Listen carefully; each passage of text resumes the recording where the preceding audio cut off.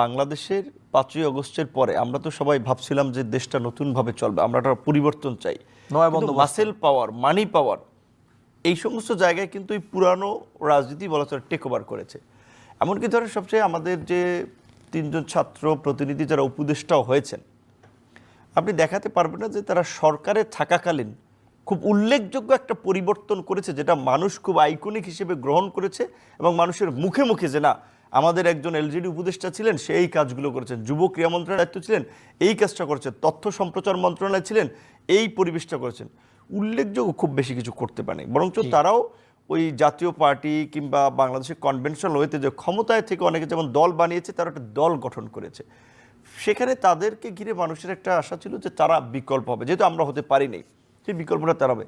তারা কিন্তু সরকারের এত ব্লেসিংস পেয়েও, এত সুযোগ সুবিধা পেয়েও কিন্তু ওইভাবে দাঁড়াতে পারে নাই। শেষ পর্যন্ত জামাতের দিকে, তাদের জামাতকে আশ্রয় করে তাদের রাজনীতি করতে হচ্ছে। কারণ তারা যদি তাদের নিজের মার্কা নির্বাচন করে, নিজ দলের মার্কায়, একটা সিঙ্গেল আসনও জেতার সম্ভাবনা নাই। বিপরীত দিকে এনসিপির একটা আসনেও আপনার জিতে, এইটুকু আমি চ্যালেঞ্জ করে বলতে পারি, একটা আসনেও এনসিপির মার্কা নিয়ে জেতার সম্ভাবনা নাই without the help of others party. সেই কারণেই কিন্তু তারা ওই 11 দল বের সাথে জোট করেছে।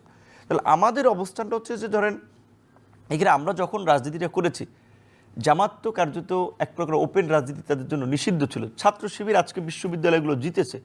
ঢাকা বিশ্ববিদ্যালয়ে 3 দশক ছাত্র শিবির নিষিদ্ধ। অন্যান্য বিশ্ববিদ্যালয়ে প্রকাশ্যে কেউ বলতে পারতো না যে আমরা শিবির করি। ইভেন শিবির সন্দেহ কিংবা শিবিরের প্রকৃত অভিযোগে যখন একজন শিক্ষার্থীর উপরে হামলা হতো, জেলে যেত, আমি সেটার বিরুদ্ধে প্রতিবাদ করেছি, আমরা প্রতিবাদ করেছি। তো আজকে ধরেন সেই প্রতিবাদ আন্দোলন সংগ্রামের কারণে বিএনপির লোকেরা আমাদের মিছিলে যেত, শিবিরের লোকেরা, জামাতের লোকেরা, ভিন্ন মতের অনেকেই যেত, সাপোর্ট করত। কিন্তু 5ই আগস্ট পট পরিবর্তনের পরে কিন্তু সবাই যার যার রাজনীতিতে ফিরে গেছে, যার ফলে সেখানে যেমন আমাদের একটা ধরেন কিছুটা অবস্থান একটু দুর্বল হয়েছে। 5ই আগস্টের পূর্বে যখন দেখেছে আমরা কার্যত, আজকে আপনার নিরপেক্ষ বিশ্লেষণ যদি করেন, ওই 24-এর গণ অভ্যুত্থানের পূর্বে আমাদেরকে মানুষ ভাবতো যে বাংলাদেশে কোনো পট পরিবর্তন করতে পারলে আমরাই করতে পারবো এবং আগামীতে এই তরুণদেরকেই নেতৃত্ব দিতে হবে। অনেকে ধরেই নিয়েছিলেন যে শেখ হাসিনা যতদিন বেঁচে আছেন এই দেশে আর পরিবর্তন হবে না, এটা ধরেই নিয়েছিলেন, কারণ ধরাটা স্বাভাবিক। এরকমটা ভারতের মতো একটা শক্তিশালী রাষ্ট্র তার পেছনে ব্যাকআপ দিচ্ছে, সব কিছুকে ড্যাম কেয়ার করে রাষ্ট্রযন্ত্রকে পুরো তার হাতের পুতুল বানিয়ে মুঠোয় নিয়ে দেশ শাসন করছে। সেই জায়গা থেকে আমরা সব রাজনৈতিক দলের কাছে গুরুত্ব পেয়েছি, আমাদেরকে সবাই সাপোর্ট করেছে, সামনে এগিয়ে দিয়েছে, আন্দোলন সংগ্রাম করেছি, তরুণদেরকে নিয়েছি। কিন্তু যখন দেখেছে যে অনেকে, আমরা খুব শক্ত শক্ত কথা বলি অনেক দলের বিরুদ্ধে, অনেকের বিরুদ্ধে, ইস্টাবলিশমেন্টের বিরুদ্ধে, আলটিমেটলি তো বাংলাদেশের মতো থার্ড ওয়ার্ল্ড কান্ট্রিগুলোতে একটা বড় বেনিফিশিয়ারি গ্রুপ, একটা ইস্টাবলিশমেন্ট আছে যারা সব জায়গা থেকে সুবিধা নিয়ে সবকিছুকে ব্যবহার করে তাদের নিয়ন্ত্রণ রাখতে চায়। আপনারাও তো এস্টাবলিশমেন্টের পার্ট হয়ে গেছেন, আপনারা কি এস্টাবলিশমেন্টের বিরুদ্ধে আপনি বলতে পারবেন? না, এখন হয়তো বিএনপির সাথে অ্যালায়েন্স হয়, এখন আপনি কি বললে এই কথাটা আপনার কিছুটা ঠিক যে আমরা এখন এস্টাবলিশমেন্টের পার্ট হচ্ছি, বাট বিফোর এই অ্যালায়েন্স কিংবা এই ইলেকশন আমরা স্বতন্ত্র অবস্থান থেকে আমাদের যে রাজনৈতিক যে ঘোষণাপত্র, সেখানে পরিষ্কারভাবেই বলেছিলাম যে বাংলাদেশের এই জরাজীর্ণ পুরাতন রাজনৈতিক বন্দোবস্তের পরিবর্তন করে আমরা এই জাতির সামনে নতুন একটা রাজনীতি উপহার দিতে চাই, জাতিকে নতুনভাবে বিনির্মাণ করতে চাই। এবং এই গণ অধিকার পরিষদ তার 21 দফা রাজনৈতিক কর্মসূচিতে বলেছিল যে বাংলাদেশে ক্ষমতার ভারসাম্য প্রয়োজন। প্রেসিডেন্টের শুধুমাত্র প্রধান বিচারপতি কি বলে নিয়োগ আর শপথ আর কবর, আপনার জিয়ারত, দোয়া মাহফিল স্যার আর কিছু করতে পারবে না। প্রেসিডেন্ট প্রধানমন্ত্রীর ভারসাম্য আনা উচিত। একই ব্যক্তি প্রেসিডেন্টের মতো 2বার বেশি প্রধানমন্ত্রী থাকতে পারবে না। আমাদের 2 কক্ষ বিশিষ্ট পার্লামেন্ট হওয়া দরকার, সংখ্যানুপাতিক নির্বাচন দরকার।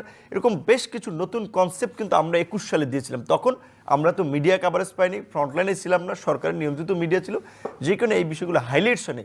কিন্তু আমরা চেষ্টা যখন করেছিলাম, তখন ওই যে রাষ্ট্রযন্ত্র এজেন্সি, গোয়েন্দা সংস্থা আমাদেরকে বিভক্ত করার জন্য, আমাদের নেতৃবৃন্দকে চাপে ফেলানোর জন্য, ইভেন আমার বিরুদ্ধে ধর্ষণে সহযোগিতার অভিযোগে মামলা হয়েছে। অথচ যেই মেয়ে মামলা করেছে সেই মেয়েকে ফিজিক্যালি আমি কখনো দেখি নাই।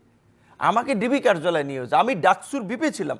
মান্না ভাই সহ সিনিয়র নেতৃবৃন্দ বলেছে যে পাকিস্তান আমলেও ডাকসুর ভিপি, এটা তো একটা প্রাতিষ্ঠানিক অফিস, ওই ডাকসু ভবনে হামলা চালানে। আমি আমার রুমে হামলার শিকার হয়েছিলাম।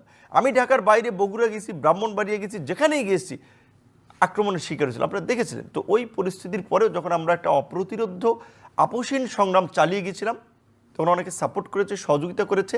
এবং অনেকে এটাকে ভয় পেয়েছে যে না এইভাবে যদি তারা চলতে থাকে তাহলে তো তারা রাজনীতিতে দাঁড়িয়ে যাবে, যেই কারণে আমাদের শুভাকাঙ্ক্ষীরাও অনেকে তখন আমাদেরকে থামিয়ে দেওয়ার জন্য বা যারা আমাদেরকে প্রতিপক্ষ ভাবতো প্রোপাগান্ডা চালিয়ে চরিত্র হননের চেষ্টা করছে, এখনও অনেক করছে। যে দেখেন যখন এই আওয়ামী লীগের সময় ছাত্র শিবির প্রকাশ্যে রাজনীতি করতে পারতো না, আমরা তাদের পক্ষে কথা বলতাম, কিংবা বিএনপির অন্যান্য দলের পক্ষে কথা বলতাম। এখন যখন উচিত কথা বলি জামাত শিবিরের বিরুদ্ধে গেলে দেখেন অনলাইনে দেখবেন আমাদের ফেসবুকে মানে আপনাদেরও কমেন্টে ধুমাইয়া গালিগালাজ করতেছে, প্রোফাইলগুলো দেখলে দেখবেন যে সেটা কারা। তো আমাদের এই যে মনে করেন একটা অসচেতন এবং ওই আহমেদ সফার মতো যে বাঙালির সুবিধাবাদী মধ্যবিত্ত চরিত্র, এটাই দেশের মানুষের সাথে মানুষের আছে। আপনি পক্ষে গেলে তালি, বিপক্ষে গেলেই গালি। এক্স্যাক্টলি।